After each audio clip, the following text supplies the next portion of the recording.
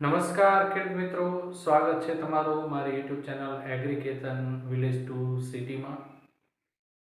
જય શ્રી કૃષ્ણ, જય સિયારામ. આજે આપણે વાત કરીશું કે કપાસની અંદર જંતુઓનો ઉપદ્રવ શા માટે વધે છે.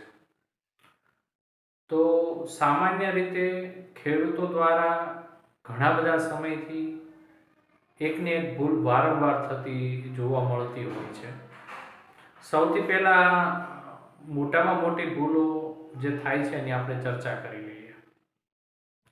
આ વર્ષે ધારો કે કપાસની અંદર ગયા વર્ષે કપાસની અંદર કોઈ જીવાણુનો એટેક વધારે હોય, ફોર એક્ઝામ્પલ ગુલાબી ઈયળોનો એટેક આપણે ત્યાં વધારે છે, તો એ ગુલાબી ઈયળો જે જીંડવાને ખાઈ ગઈ છે એ જીંડવાઓ પૂરી રીતે ખુલી શકતા નથી.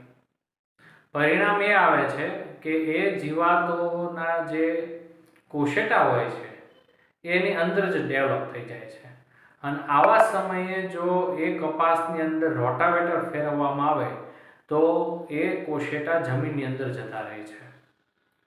આપણને એવું લાગે છે કે ભાઈ સાંઠીને આપણે કપાઈ નાખીએ એટલે ખાતર તરીકે આપણને ફાયદો થાય, પરંતુ જ્યારે ઉપદ્રવવાળી કોઈ આપણી સાંઠી હોય છે કે કપાસ હોય છે એના ઉપર કલ્ટિવેટર ફેરવી દેવામાં આવે અને એનો ભૂકો કરીને જ્યારે જમીનમાં આપણે નાખી દઈએ છીએ ત્યારે સૌથી મોટામાં મોટી ભૂલ આપણે કરતા હોય છે કે ગુલાબી ઈયળોને આપણે આમંત્રણ આપીએ છીએ. બીજા વર્ષે એના કોશેટામાંથી ચોક્કસ પ્રમાણે એ ફુદાઓ થાય છે, અને એ ફુદાઓ જ વર્ષની શરૂઆતથી જ પોતાના ઈંડા મૂકવાનું ચાલુ કરી દે છે. માટે જે વર્ષે આપણા કપાસની અંદર વધારે પ્રમાણમાં સડો બેઠેલો હોય એવા વર્ષે સાંઠીઓને બાળવાનું પ્રમાણ જો તમે રાખશો અથવા તો કોઈ પણ એક જગ્યાએ સ્ટોક કરીને એને સડવા દેવામાં આવશે તો પણ પ્રમાણ ઘટશે, અને ત્રીજા વર્ષે એને ખાતર તરીકે ઉપયોગ કરશો તો એ સલામત રહેશે. બીજી વસ્તુ એવી છે કે આપ જ્યારે આપણા વાડી ખેતરની અંદર કપાસ કરો છો ત્યારે ડૂલ ચોપવાના સમયે અથવા તો ખાલા પૂરવાના સમયે ખેડૂતો અથવા તો ખેતીમાં કામ કરતા આપણા ભાગ્યાઓ પોતાને ખાવા લાયક શાકભાજીનું વાવેતર સાથે કરતા હોય છે, અને ખાસ કરીને કપાસની જે બે સાંઠીઓ વચ્ચેની જગ્યા રહેલી છે, ડૂલ હોય છે કે ખાલા હોય છે, એમાં એ શાક ચોપતા હોય છે. તો ભીંડો છે, ગવાર છે, ચોળી છે, ચીભડા છે, આવા બધા શાકભાજી જ્યારે વચ્ચે ચોપવામાં આવે છે ત્યારે એના ઉપર કીટકોનો ઉપદ્રવ વધી જાય છે. તમારો જે કપાસ છે એ તો બીટી છે, પણ તમે જે શાકભાજી વાવ્યું છે એ નોન બીટી છે. નોન બીટીને કારણે એ કપાસમાંથી કોઈ વસ્તુ ચૂસવાને બદલે જે જગ્યાએથી એને પોષણ મળે છે ત્યાંથી ચૂસવા લાગશે, એટલે ત્યાં એનું જે ડેવલપમેન્ટ છે એ વધતું જશે, અને જેમ જેમ એમાં ડેવલપમેન્ટ વધતું જશે એમ આજુબાજુના છોડવાઓને ડેમેજ કરશે. ચીબડાના વેલા હોય કે અન્ય કોઈ વેલા આપણે કપાસમાં નાખેલા હોય તો જોઈ શકશો કે એની આજુબાજુના જે છોડવાઓ હોય છે એ વીક હોય છે, અને પછી એમાં જીવાતની ઉપદ્રવતા પણ વધારે હોય છે.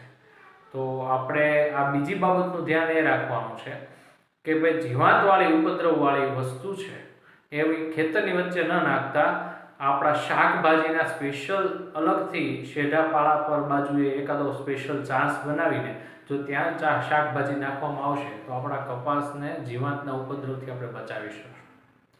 ત્રીજી વસ્તુ છે કે આપણા કપાસના છોડની ઉપર દરેક જીવાત પર્ણની ઉપર નથી હોતી.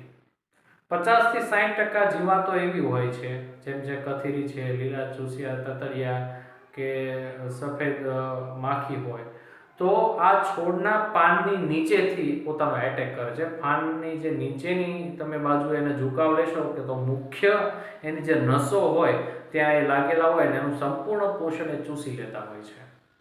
પરિણામે છોડને જે ઉર્જા બનાવવાનું કારખાનું છે એ પર્ણ ખતમ થઈ જાય, પ્રકાશ સંશ્લેષણની ક્રિયા ખતમ થઈ જાય, એટલે છોડ આપોઆપ નબળો થઈ જાય. તો આપણા ખેતરની અંદર જ્યારે દવા છટાતી હોય તો સ્પ્રિંકલ સ્પ્રે ઉપરથી આમ ન છાંટતા તમારો સ્પ્રે અપ ડાઉન પોઝિશનમાં જો તમે સ્પ્રેનો છંટકાવ કરશો તો આખા છોડને ઉપરથી નીચે સુધી જે પેસ્ટિસાઇડ્સ છે એનો લાભ મળશે, અને એમાંથી વધારે પ્રમાણમાં જે પાનની નીચે રહેલી જીવાતો છે એને આપણે મારવા માટે સક્ષમ થશું અને જો એના ઉપર આપણે કંટ્રોલ કરી લઈશું તો આપોઆપ આપણો કપાસ છે એ સારો થશે. આનાથી એવું થશે કે આપણે જે દવાના 3-4 રાઉન્ડ કરવા પડે છે એની જગ્યાએ 1-2 રાઉન્ડ ઓછા કરવા પડશે. સાથે સાથે આ ખર્ચો ઘટશે, મજૂરીનો ખર્ચ ઘટશે અને છતાં પણ ઓછા ખર્ચામાં પણ આપણો કપાસનું ડેવલપમેન્ટ આપણે વધારી કરશું. ચોથી વાત છે, વૈજ્ઞાનિક દ્રષ્ટિએ આપણા કપાસ, જ્યારે આપણે કપાસિયા ખરીદીએ છીએ ત્યારે કપાસિયાની અંદર કંપનીવાળા પહેલાં આપણને એક નરનું પેકેટ અલગથી આપતા અને એવું કહેતા કે આને શેઢાપાળા પર ચોપજો. પણ જનરલી એવું થયું કે કોઈ પણ ખેડૂતો શેઢાપાળા પર એને ચોપવાને બદલે એને એમને જ કચરામાં નાખી દેતા હતા. વૈજ્ઞાનિકોનું કારણ એવું હતું કે જે જીવાત છે આવવાની છે ને એને જે આવે છે એને ખોરાકની જરૂર પડે તો એ શેઢાપાળા સુધી જ રહેશે, અંદર આવશે નહીં. પણ કોઈ ખેડૂતો આવું અલગથી આવતું બિયારણ શેઢાપાળા પર ચોપતા નહીં હતા. પરિણામે શું થયું કે કંપનીવાળા આવા છોડવા તમને મિક્સ કરીને અંદર જ આપી દે છે, જેથી કરીને તમે જ્યારે રોપો છો તે આવા છોડવા કપાસની વચ્ચે વચ્ચે આવ્યા કરે છે. પરિણામ તો એ આવે છે કે એ છોડવા ઉપર આવતી જીવાત છે એ પછી આજુબાજુના છોડવાઓને પણ નુકસાન પહોંચાડે છે. વૈજ્ઞાનિક અભિગમ બહુ કદાચ સારો હશે, પરંતુ આ અભિગમ યોગ્ય નથી. માટે આપ જ્યારે કપાસિયાનું વાવેતર કરો છો ને ઉગી જાય છે ત્યારે આપણને અમુક છોડવા જે નર છે એની ખબર પડી જાય છે કે આ છોડ છે એ અન્ય છોડ કરતાં અલગ છે.